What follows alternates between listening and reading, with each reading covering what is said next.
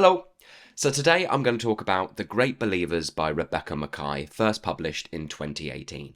The novel explores themes related to identity, community, and belonging. The characters are grappling with questions of who they are, where they belong, and where they fit into a world that often rejects or marginalises them. The novel is divided into two parts. One section is based in the 1980s and follows the rise of the AIDS epidemic in Chicago. In the 1980s sections, we follow a character called Yale. He is a young intern art curator. We follow him and his group of gay friends as they come to terms and struggle with the disease's effects on their community. Aside from Yale's interactions with his friends and his community, we are also following Yale as he is trying to acquire some rare art from a family that refuses to let it go. The second story we follow in this novel takes place in 2015 in Paris, and we are following Fiona. Now, Fiona is one of the younger sisters of one of the characters we meet in the 1980s section.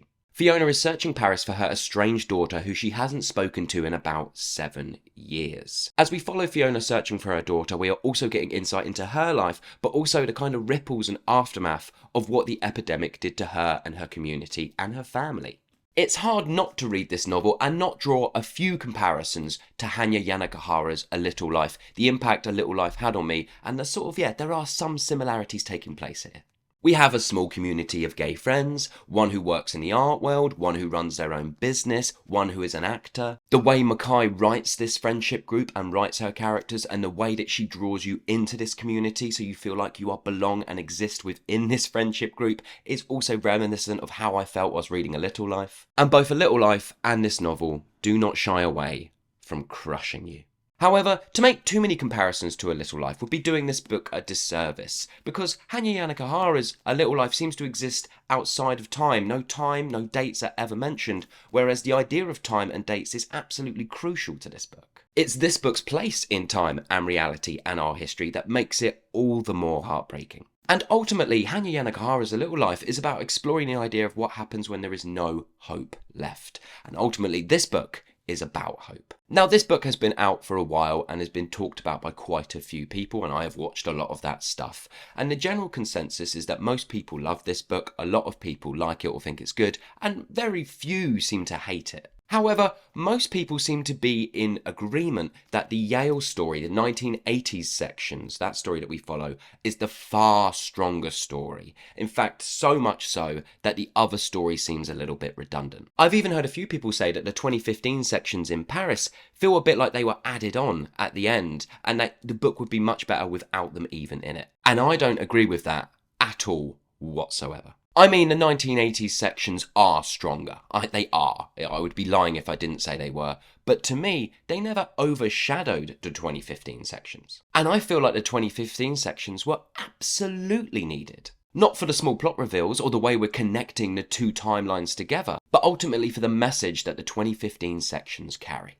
In order to understand great tragedy, we need to explore the ripples that those tragedies leave in their wake. It's the survivors who carry that message. It's the survivors who carry the memory of the human beings involved in it and not just the statistics. To say those sections are a bit of an afterthought or not needed, to me, is madness. So let's look at what I liked and what I didn't like. What did I like? This book is packed with rich, detailed and complex characters. Makkai does a fantastic job of creating fully realised characters who are vulnerable, flawed, but ultimately deeply human. The characters are diverse in terms of backgrounds, personalities, and experiences, but they all share this sense of loss, grief, and trauma that unites them. Makkai also does a great job of capturing the political and social climate of the time. The novel is set to the backdrop of Ronald Reagan, a time of conservatism, of anti-gay sentiment, and ultimately a neglect of the AIDS crisis. All the characters are acutely aware of the societal forces working against them, and the novel doesn't shy away from government policies, societal attitudes that added towards the spread and stigma surrounding the disease.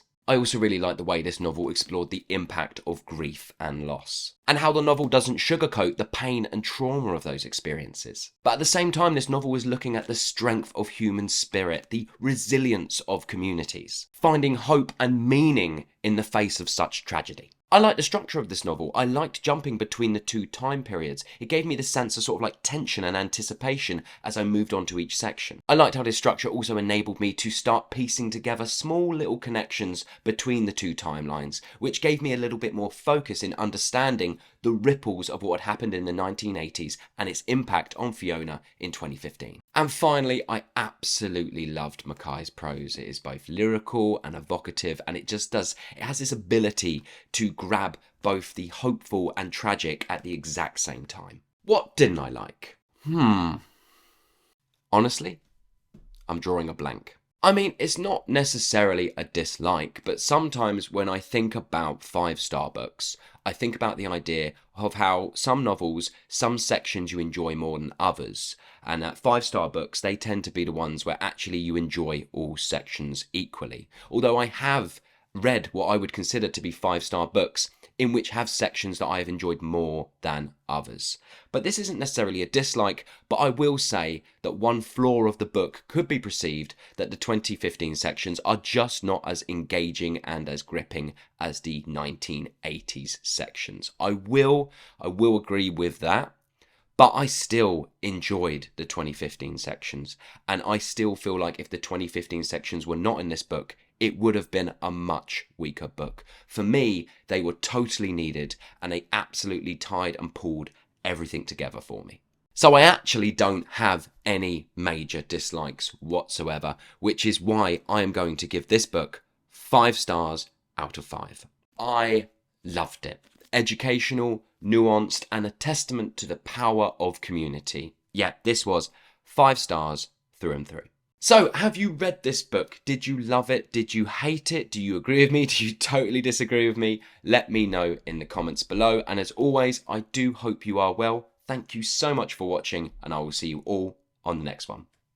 Bye.